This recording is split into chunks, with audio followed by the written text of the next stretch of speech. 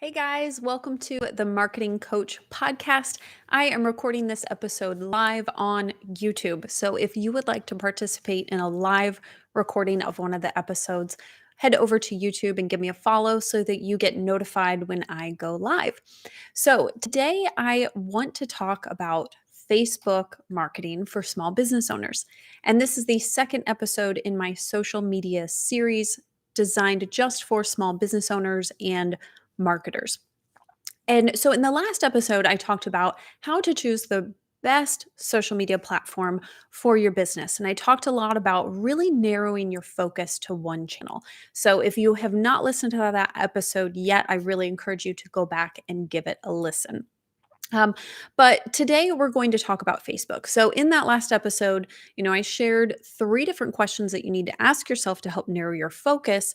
And you also need to have a good understanding of all the different platforms before you can really narrow that focus. So now I'm going to go over each of those platforms in different episodes. So today is all about Facebook. And the reason I'm starting with Facebook is because it is the biggest social network in the world. That's where the majority of people have profiles on, and they tend to be active on. Now, that's not necessarily true of all demographics, right? So a lot of people are abandoning Facebook, they're abandoning it pretty quickly, and Facebook has on really had some tough issues the last few years, but they still have the kind of the corner on the market. They really have the biggest platform, the most active users. So you really can't ignore Facebook at this point. But that doesn't mean that it needs to be your primary focus, right? So we're going to talk through a lot of that. So, a lot of people do shy away from Facebook. And I have people ask me all the time, can I still even get results? Because, I've heard that you can't get organic reach at all anymore and you have to pay to play. That's a hot term, pay to play on Facebook. So basically they're saying you have to pay for ads in order to get any results on Facebook. And unfortunately, after Apple did that big update last year, people are now also saying, well, I can't even get results when I pay Facebook. So Facebook is just totally worthless. Now, that's still not necessarily true, and it will definitely depend on your business. So, of course, back in the day when Facebook first started, it was super easy for a business owner, for a person to get a massive following and to get a lot of hits, a lot of results with their posts. And the algorithm wasn't yet sophisticated where it really suppressed who saw your content and who saw it in their feed. And so the algorithm has gotten more sophisticated and it does suppress certain content and it is harder to get organic reach. But again, that's not to say that it is not necessarily the best channel for your business. So you have to be able to answer those three questions and take a lot of different things into consideration before you choose your channel. So that first question was, who is your ideal customer and where do they hang out? So the first thing you need to assess with Facebook is who's hanging out on Facebook, right? So if you created your buyer persona, like I encouraged you in that last episode, if you have a detailed buyer persona and you know who your ideal customer is and where they're hanging out on social media, what platforms are they going to for personal use and for business use, where are they hanging out, you'll have a better idea of, are they on Facebook or not? If you're still not quite sure, there's a couple things you can do. So if you do have existing customers, just survey them. I did that recently in my own business and I said, when you are on social media for personal reasons, where do you spend most of your time? And that was really eye-opening for me. I thought that TikTok would actually be bigger than it was, and I think only 2% of my audience is on TikTok for personal reasons. And the majority of people were on LinkedIn and Facebook. So it totally depends on your audience.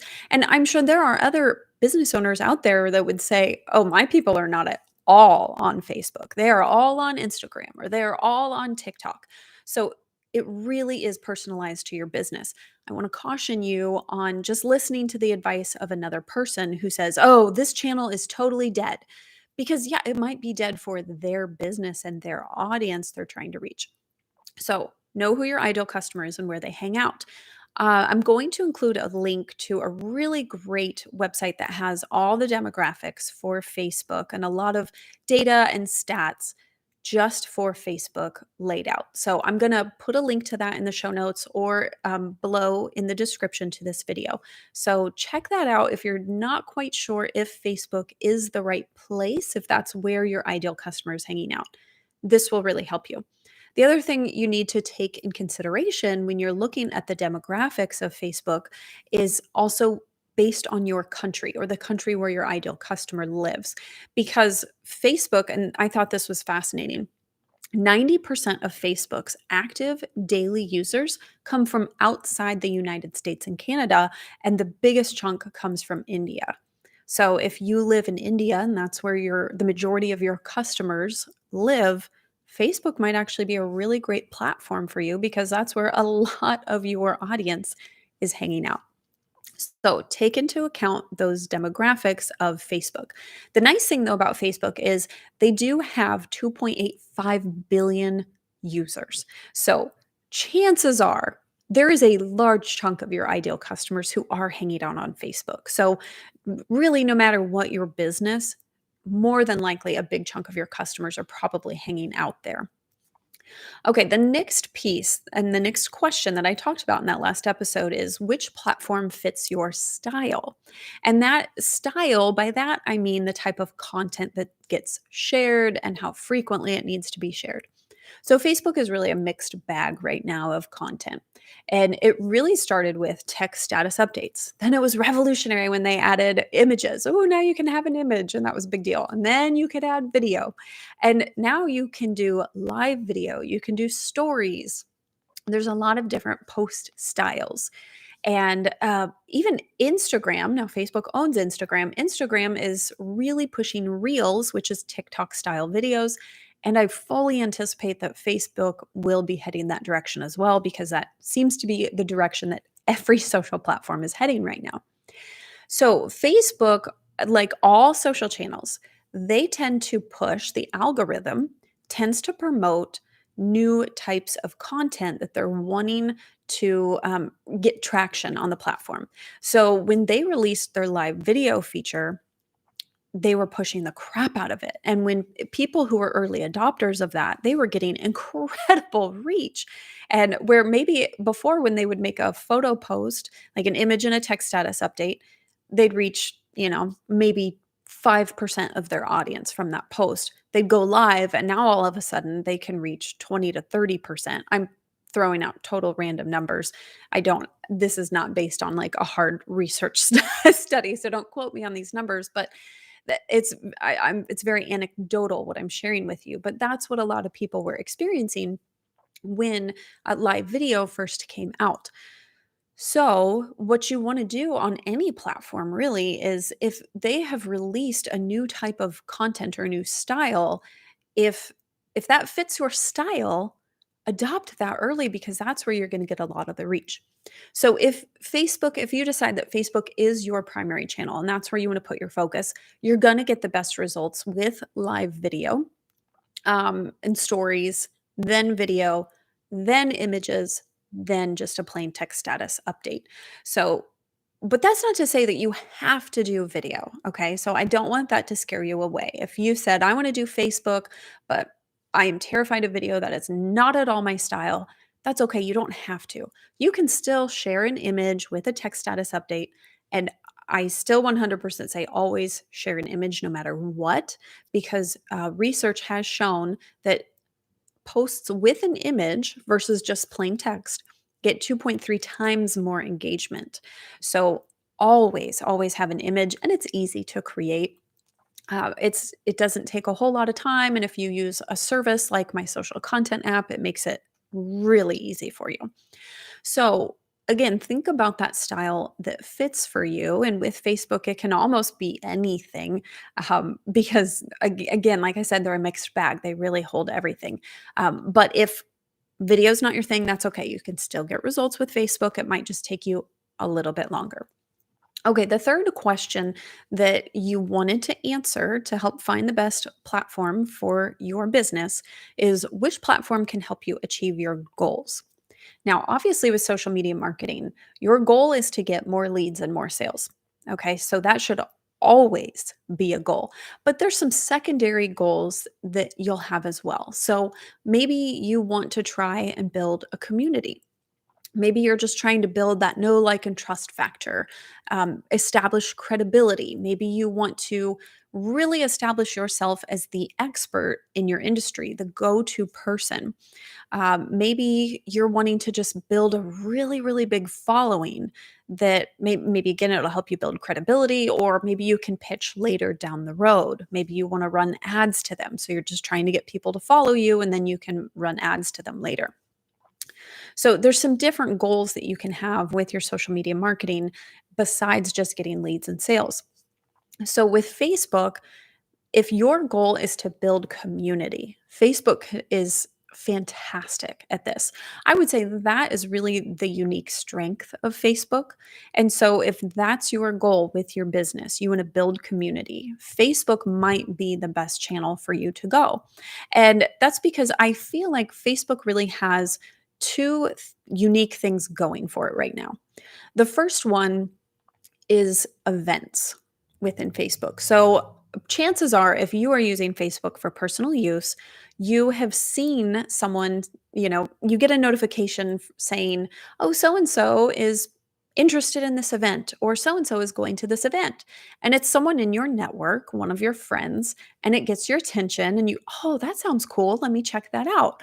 And I've found so many events that way and different things around my city just because I see a notification that someone else in my network RSVP'd or is interested in it.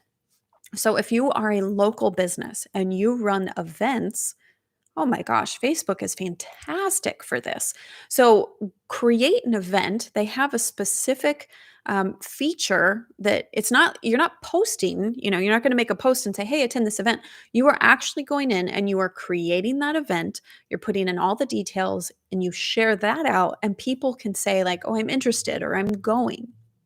And then when they do that, everyone in their network will get a notification. Facebook's algorithm will push that out, and then people see it. So it's in a fantastic way to get a massive reach for your events.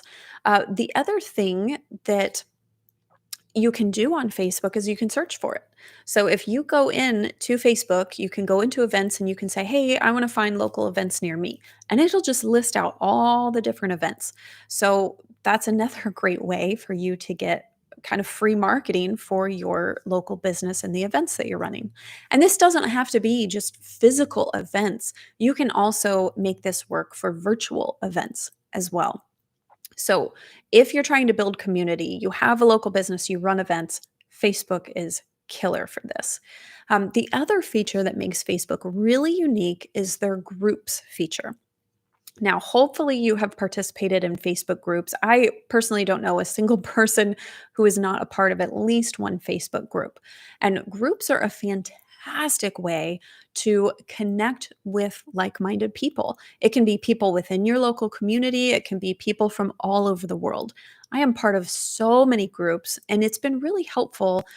Particularly with things relating to my children. So, there's a few different things in my kids' lives. As a parent, you're like, oh gosh, I don't know if this is normal and I need some help and I don't know where to go for this. Facebook groups have been fabulous for that.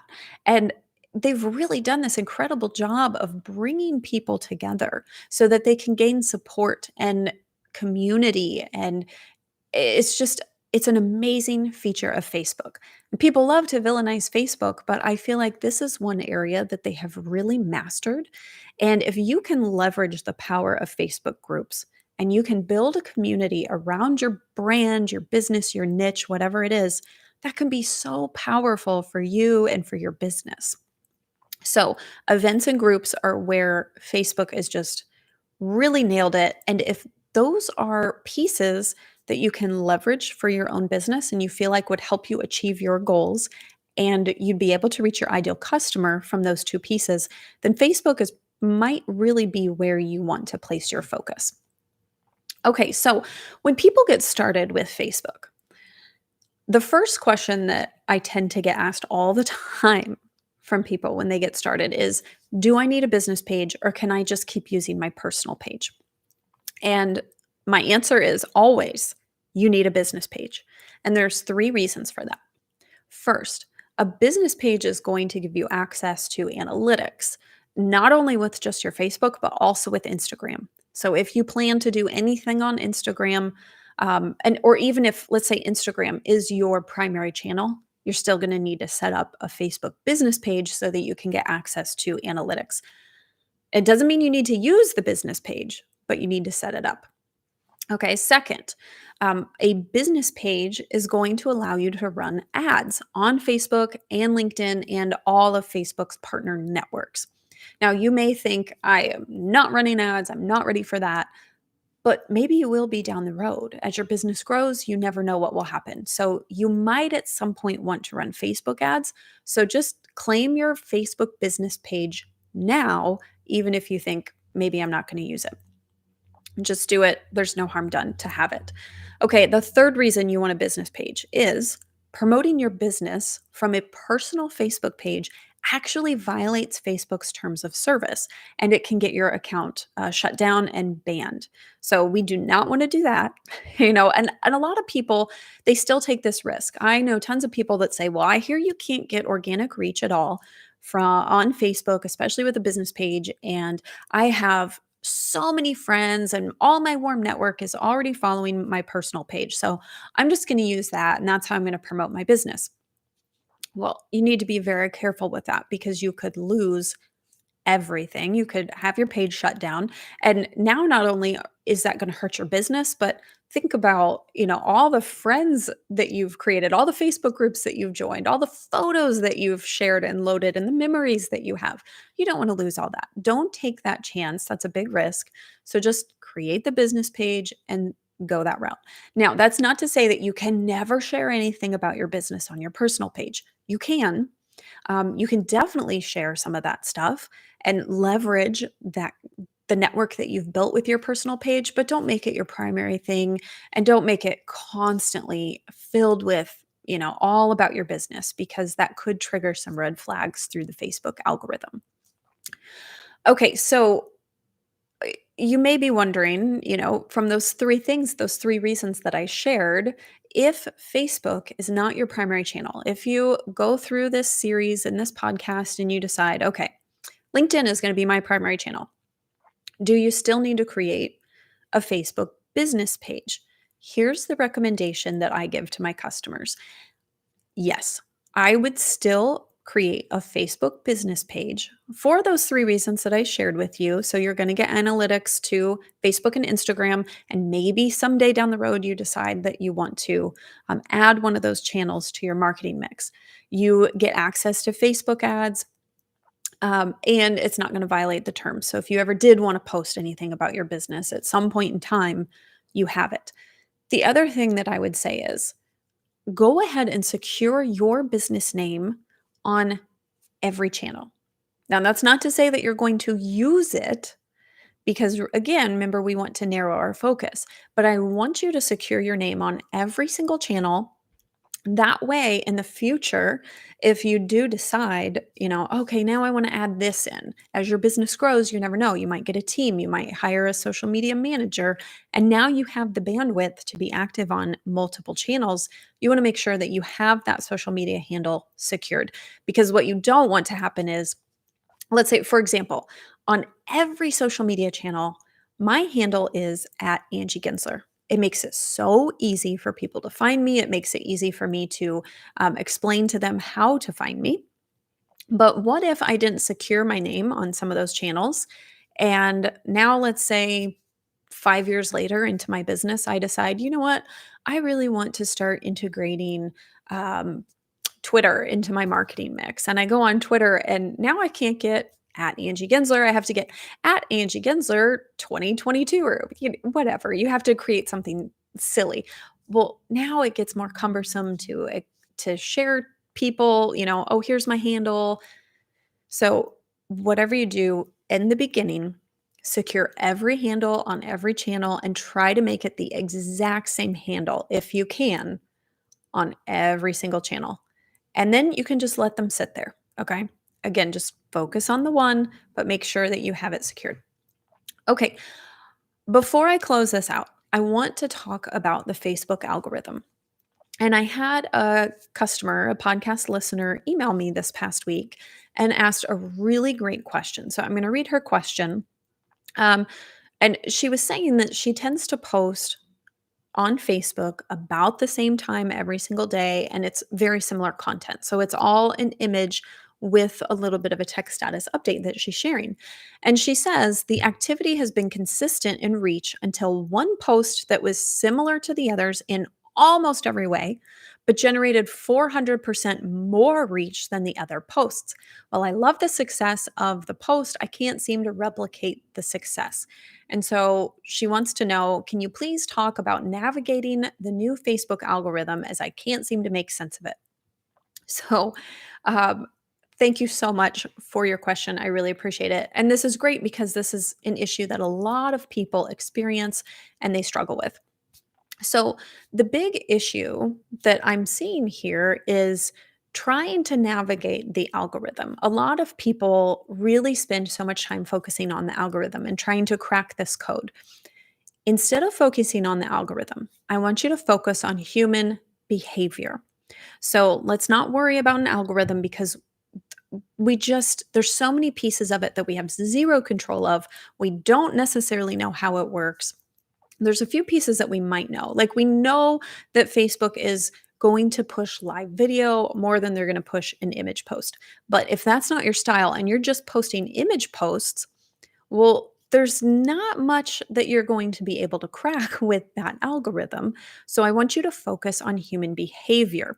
And what I mean by that is, so I went on this person's Facebook profile to see if I could figure out, okay, when she says every single post seems identical and I posted at the exact same time, I thought, okay, I want to dig into this. Is it really identical? And let me tell you what I saw. This was really fascinating.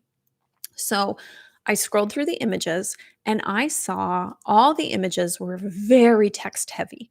So lots and lots of text, very small text, and really, really busy graphics on the images. But then there was one post that was very simple. It had 8 words. They were real big and bold and center. And that was the post that got the killer results. It had lots of likes, lots of shares. It got reshared a lot and it had a ton of likes. And that's the one that I saw. Oh, yeah, that post really took off. So here's the thing about human behavior. That post read like a billboard. And I always teach you need to create your content like a billboard because those billboard marketing principles have been around forever. And the whole concept with billboards is someone's driving by it at 60 miles per hour and they need to be able to understand it in a split second. And so when I was getting my marketing degree, we learned that billboards should have no more than 8 words. If you have more than 8 words, you have basically failed with your billboard, and people are not going to be able to read it when they're driving by at light speed. It's the same thing with social media. So people are scrolling by frantically. I mean, you probably have less time than you do when someone's driving by looking at a billboard. So, really, you almost need to have fewer words on your social media posts, or you need to have something to really stand out and catch their eye and stop them in their tracks. And so, this person's post that did so well and performed 400% better than the other posts, it really followed that billboard rule. There was 8 words, bolded and centered, and there wasn't a whole lot else going on the image. There wasn't a lot of busy little graphics going on distracting your attention. So it really stood out and got your attention. The other piece of that post is there was an emotional component to it. So that post was talking about suicide among people in the military. And that really hits close to people's hearts. It inspires them to want to share it with someone else or to like it or give it, a heart. So you have to have that emotional piece to it too. So that's why I say you need to really focus on human behavior and less about the algorithm.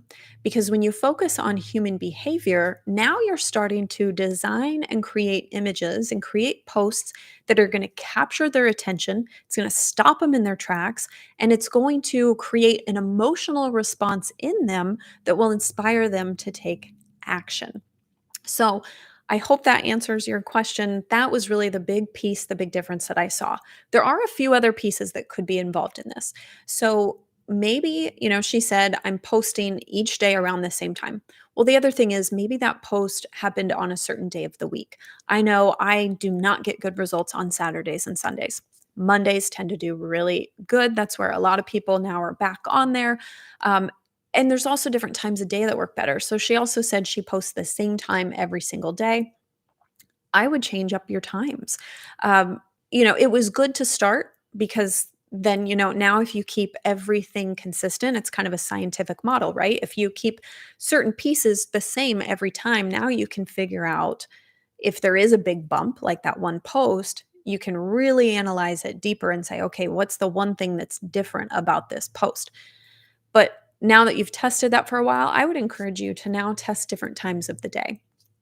She mentioned that she was posting at 6:30 a.m. her time. Try in the afternoon, try over lunch. That tends to get really great results on a lot of platforms. Try about 8 or 9 o'clock when a lot of people are coming into work and they're checking on all their different things, their email, all their social platforms, they're getting caught up. Lunchtime, again, like I said, lunchtime is a great time. Also, right before the end of the workday is about to close. A lot of people jump on social media again right before they're about to end their day and check everything. So play around with a lot of different times to see what really works best for your audience. Okay, so I hope that answered your question about the algorithm. Hopefully, this gives you a better idea of, will Facebook work for your business? And is it the best platform for your business? If you still have questions about Facebook, feel free to send them to me. You can comment on this video or you can send them to me through my website over at angiegensler.com. I would love to hear your questions and answer anything else that you have in the next episode. Now, in the next episode within this social media series, I'm going to be digging deeper into LinkedIn. Okay, so if you're not quite sure if LinkedIn might be the best channel for you to, place your focus on, then that's going to be a great episode for you to listen to. Okay, if you enjoyed this episode, it would mean the world to me if you would give it a thumbs up or give me an honest rating and review on your favorite podcast listening app. And please subscribe so that you get notified, so that you get notified when I publish the next episode. Okay, have a great day, guys, and I'll see you in the next episode.